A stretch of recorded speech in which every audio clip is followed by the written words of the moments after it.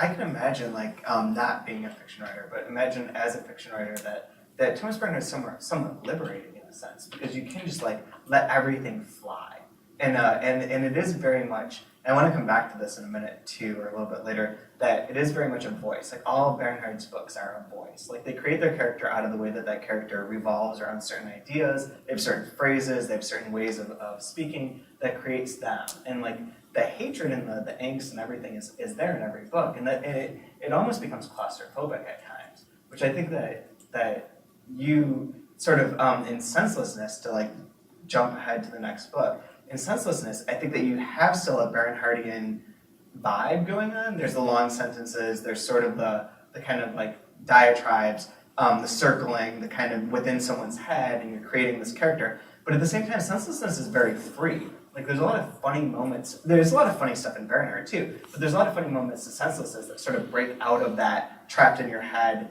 insanity that Bernhard brings, like, you know, full on like a laser.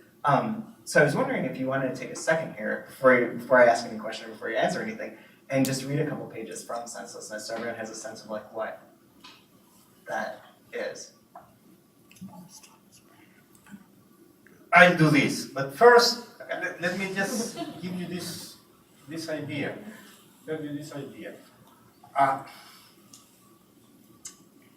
It's true what you say. I mean about freedom in this one, and you know, I learned after I wrote Revolution, I started to analyze what I had done. Right.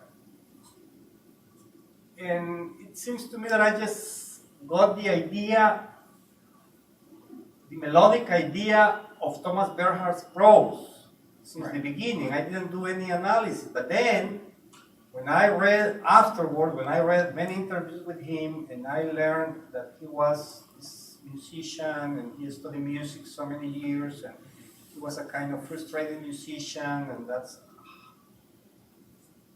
and then I discovered that Thomas Bernhard's way of writing is based on the principle of the few, right? Yeah.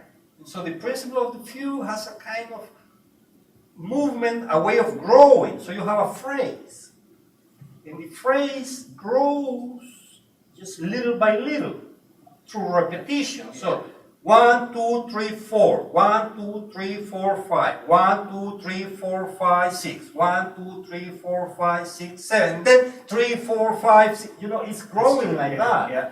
And that's the growing of the few. And that's Thomas Bernhard's style. Right?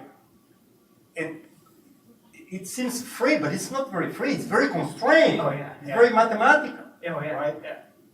And Senselessness, as you said, I agree with you, is under the shadow of Thomas Bernhard, but that has nothing to do with the way he writes, because the other one is very, very strict in that. With the exception, okay, so it doesn't have this strict mathematical component to it, but the phrases that I'm sure you'll read, whatever part you read, we'll talk about this. To give you guys a setup, Senselessness is about a guy who goes down to edit this 1,100-page document of testimonies of indigenous people who have been essentially like murdered, tortured, destroyed by the military. Of an unnamed, it's never named in there, but it's essentially Guatemala, right? Sure. Okay, so unnamed but Guatemala country. That and this editor is reading this and working on editing this 1,100-page manuscript, and there's these phrases that you use throughout there that are like incredibly potent and like very musical and poetic, in the sense that they're also ungrammatical and like using language in a weird sort of direct way that's very transportative. And the editor is writing these all down in this notebook, and he tries on several occasions to read these and try and express like the way that these are having a power for him to his friends and to other people that he thinks have a poetic sensibility. It never seems to work. Like no one really gets his vibe on this. But those almost act like a fugue, not like in the same way that Bernhard has this phrase that develops over time, but that thing runs throughout. Like it opens with "I am not complete in my mind," and like and the last phrase essentially is like we all know who the assassins are, and both of those come from this manuscript that he's editing. So it does sort of function, but not like but it's different. Really. But it's different. It's different. I mean, I know what you mean, but it's like technically it's not the same. No, right. I will read just Yeah. the beginning. Sorry.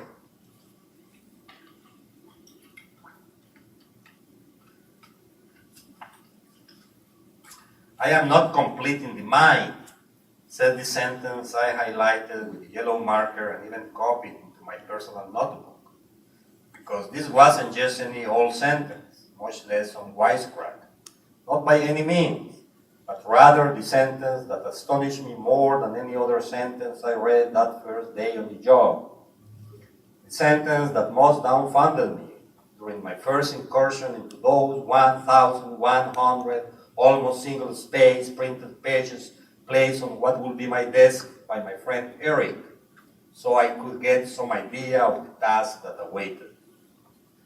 I am not complete in the mind, I repeated to myself, stunned by the extent of mental perturbation experienced by this Cachiquel man who had witnessed his family's murder, by the fact that this indigenous man was aware of the breakdown of his own psychic apparatus as a result of having watched, albeit wounded and powerless, as soldiers of his country's army scornfully and in cold blood chopped each of his 4 small children to pieces with machetes, then turned on his wife, poor woman already in shock because she too had been forced to watch as the soldiers turned her small children into palpitating pieces of human flesh.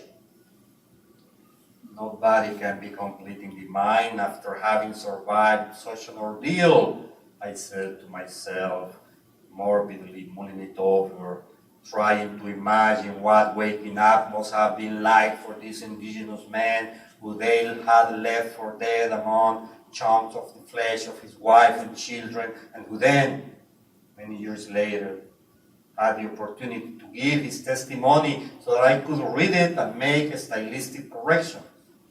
A testimony that began, in fact, with the sentence, I am not complete in the mind.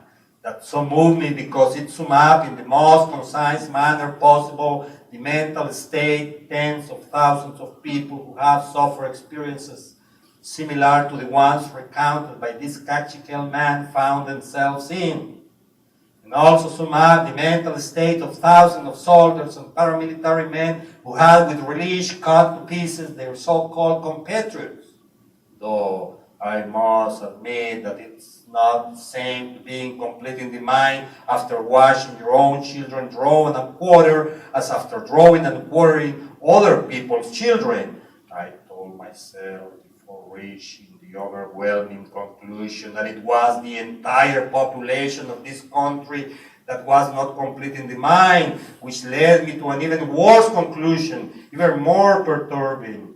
And this was that only somebody completely out of his mind would be willing to move to a foreign country whose population was not complete in the mind to perform a task that consisted precisely of copy editing an extensive report of 1,100 pages that documents the hundreds of massacres and proves the general perturbation.